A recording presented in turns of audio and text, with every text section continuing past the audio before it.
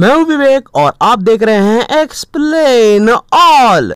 पिछले एपिसोड में हमने देखा था कि किस तरह से पॉलीथीन से मस्ती हो रही थी और बाकी ये एंजॉय कर रहा था। और ये जो है बाकी आनवा द वॉरियर स्ट्रगल आर्क का एपिसोड नंबर 4 है, जिसमें हमें काफी अच्छी अच्छी चीजें देखने को मिली हैं। तो चलिए देखते हैं क्या है वो। तो यार एपिसोड 4 की शुरुआत में हम देखते हैं कि अभी भी पॉलीथीन से खेल रहा होता है कात्सुमी। यहाँ पर वो एकदम उछल उछल के उसे किक मार रहा होता है, एकदम बहुत ही मजे के साथ उससे वो खेल रहा होता है। और तभी हम देखते हैं वो अचानक से एकदम सीरियस होकर एक मुक्का मारता है पॉलीथीन को। जैसे ही वो आगे बढ़ने लगती है, कोई खिड़की से उतरता है और वो बाकी होता है। बाकी ने भी बहुत जोर से मारा होता है पॉलीथीन को एकदम सटाक की आवाज के साथ, और वो पॉलीथीन जो है एकदम तेजी से कात्सुमी की ओर बढ़ने लगती है।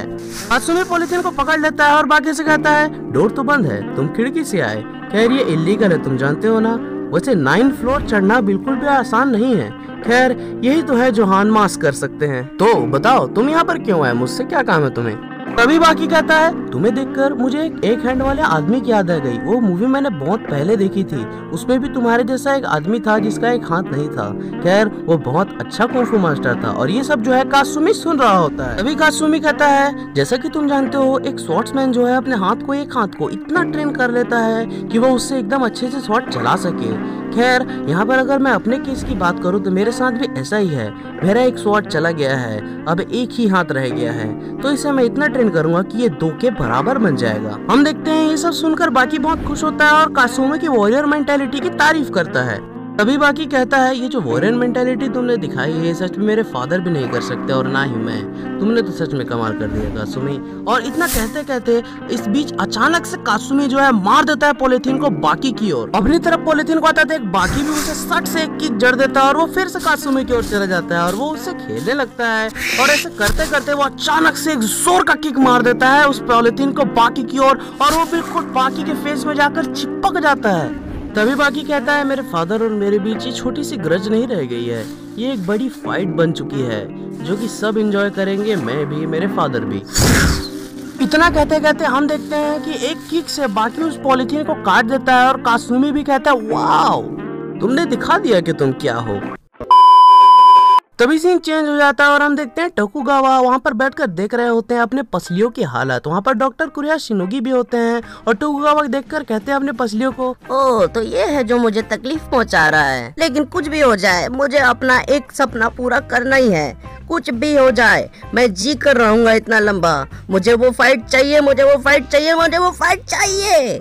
कुछ भी हो जाए मैं उन दोनों ग्रेटेस्ट राइवल को लड़ा कर रहूंगा। आप समझ सकते हैं यहाँ पर किसकी बात हो रही है। खैर इतना कहते कहते अचानक से टोकुगावा बीच में कह देते हैं, हे कुरेहा क्या तुम डोपो ओरोची से लड़ना चाहोगे? ये सुनकर कुरेहा एकदम चौंक जाते हैं और वो कहते हैं, ओह मैं क्या बोलूं, मुझे समझ में नहीं आ रहा। टोकुगावा कहते हैं, तुम इसमें अपनी लाइफ ऑन द लाइन लगा कर लड़ सकते हो। लेकिन फिर भी कुरेहा कहते हैं, मुझे नहीं समझ में आ रहा मैं क्या कहूँ। तभी अचानक से वो कहने लगते हैं टोकुगावा कि एक वॉरियर दूसरे वॉरियर से मिलता है, उसी समय उसे फाइट करना शुरू कर देना चाहिए। इनके लिए कोई ग्रेट सिनेरियो नहीं होता है, उन्हें किसी ग्रैंड फाइट की जरूरत नहीं पड़ती है, समझ गए तुम? खैर ये वाली बात यहाँ पर खत्म होती है। तभी सीन चेंज होता है और हम देखते हैं बाकी और कात्सुमी कोल्ड ड्रिंक पर चर्चा कर रहे होते हैं।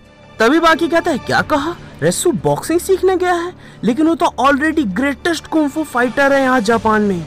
मुझे समझ में नहीं आ रहा कि उसने ऐसा किया क्यों। तभी कात्सुमी कहता है, खैर वो कुछ अच्छा ट्राई करने का सोच रहा था, वो वहाँ भी अपने कुंफू को दिखाएगा, पूरी दुनिया के सामने लाएगा। वो कोल्ड ड्रिंक पीकर कहता है कि हाँ मुझे तो लगता है कि बॉक्सिंग जो है बहुत ज्यादा वीक है हमारे मार्शल आर्ट्स के सामने, तो यही चीज रेसु दिखाने के लिए गया है पूरी दुनिया को। तभी बाकी पूछता है, आखिर रेसु का वेट कितना होगा? तभी कात्सुमी कहता है 106 किलो शायद। तभी कहता है बाकी, आखिर वो कब तक लड़ता रहेगा? और कात्सुमी कहता है, मुझे तो लगता है जब तक वो हार नहीं जाता। सीन चेंज होता है और हम देखते हैं बॉक्सिंग एकेडमी को।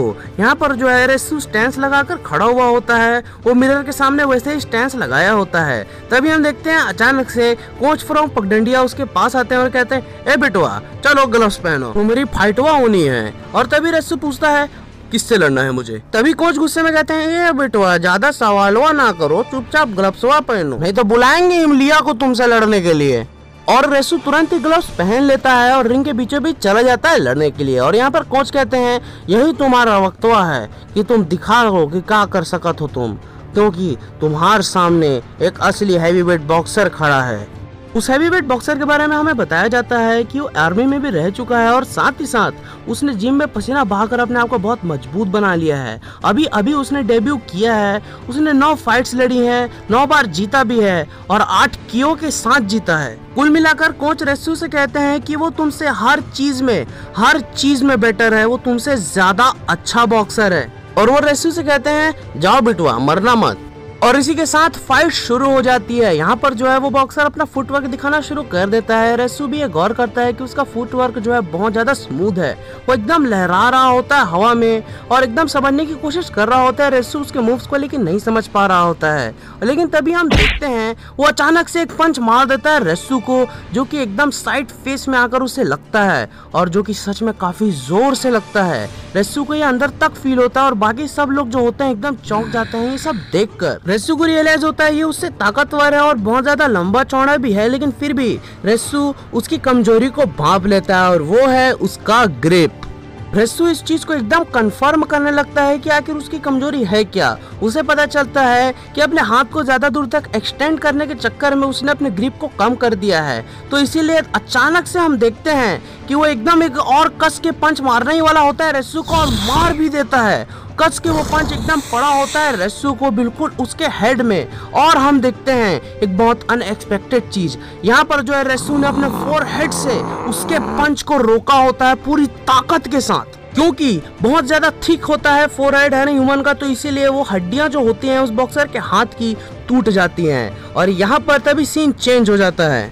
यहाँ न्यूयॉर्क के एक रेस्टोरेंट को हम देखते हैं जहाँ अंदर दी ओगर जो होते हैं युजुरो हानमा खा रहे होते हैं मीट, और यहाँ पर जो है उनके दोस्त कैप्टन स्टैडम भी बैठे होते हैं और वो कहते हैं बाकी बदल चुका है। तभी युजुरो हानमा ये सुनकर कहते हैं तुम कहना क्या चाहते हो, और बताते हैं कैप्टन स्टैडम कि बाकी ने पूरे दुनिया में अपना बहुत बड़ा नाम बना लिया है।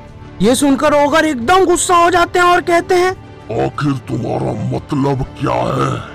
तभी सीन चेंज होता है और हम फाइट में वापस पहुंचते हैं। यहाँ पर जो है रेस्यू एकदम रेडी हो रहा होता है लड़ने के लिए आगे, और यहाँ पर हम देखते हैं वो एकदम से एक स्टैंस ले लेता है जो कि उसने मिरर के सामने लिया हुआ था। ये देखकर सभी लोग चौंक जाते हैं कि आखिर रेस्यू करना क्या चाहता है। रेस्यू को देखकर ऐसा लग रहा होता है कि वो किसी चीज के लिए एम कर रहा है, और तभी हम देखते हैं अचानक से